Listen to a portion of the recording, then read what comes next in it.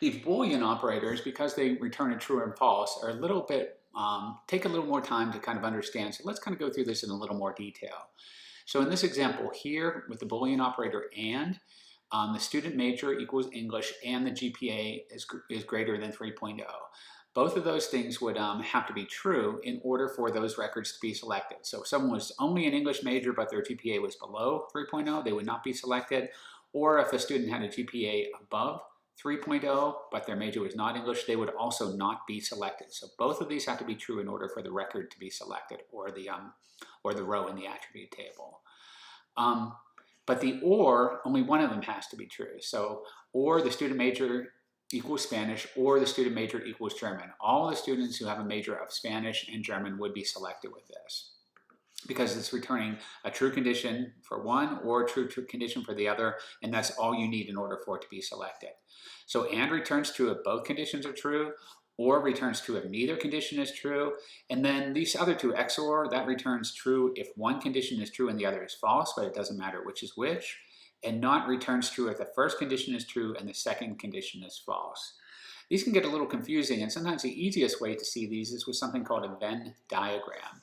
So with a Venn diagram, we have two different groups here. We have A and B, and if A and B are both true, it would be all the individuals that fall in this blue area here. So this could once again be Spanish majors that have a GPA of over 3.0, or as in this expression here. With an or expression, just one of them has to be true in order for it to be selected. So everything in A is selected, everything in B is selected, and of course, because all that's selected, the overlap area is selected as well. That's different than the A XOR.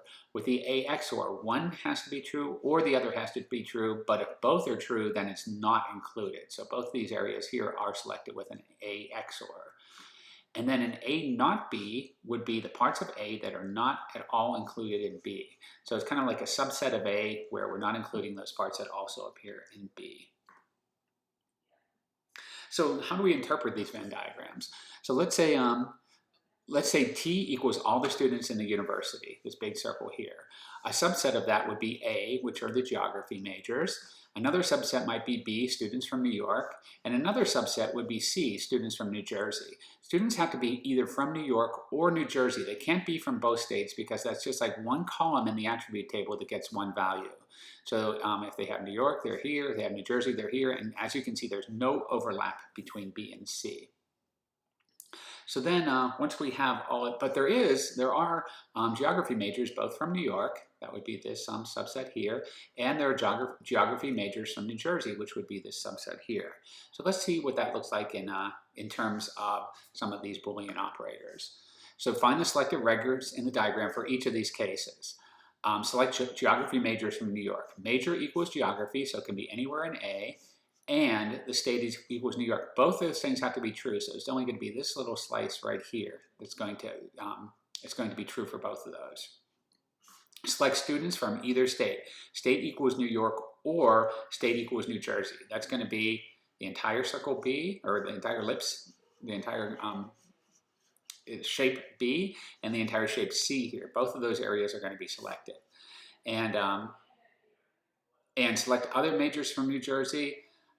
So those are going to be the people from New Jersey, which are going to be in this ellipse C, but that are not geography majors. So we're going to get rid of all this part here, and then we're going to outline an area that looks like that. So these are kind of just logical operators, but they're all either true or false, and then we just have to know how to combine them using these Boolean operators.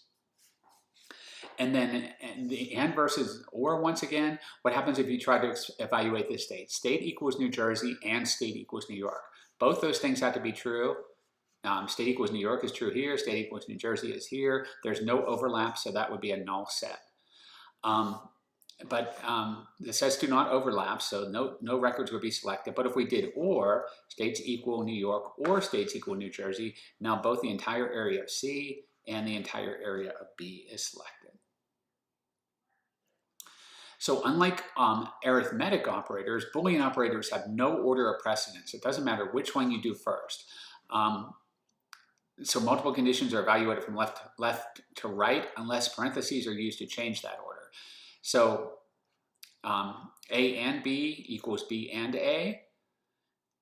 The order, once again, does not matter, but it is not, but the expression not is not commutative. So the order does matter. So A not B is not equal to B not A, right? Because you would be eliminating different areas in both those cases. So in general, you can put these in different orders except for the not. That's the one that this does not apply to.